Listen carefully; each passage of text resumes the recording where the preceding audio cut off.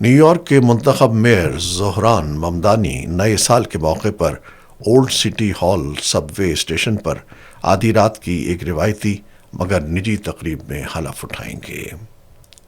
M T A سب website کے انتخاب کو نیو یارک شہر کے لیے ممدانی کے عملی اور عوام دوست عزم کی علامت قرار دیا جا رہا ہے۔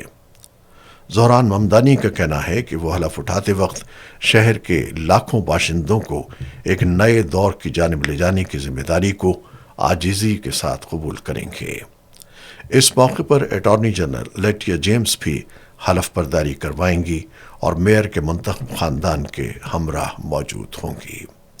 روایتی طور پر یہ تقریب سٹی ہال پلازا میں محدود ٹکٹ یافتہ مہمانوں کے لیے منعقد کی جاتی ہے، جس کے بعد عوامی تقریب کا اہتمام کیا جائے گا۔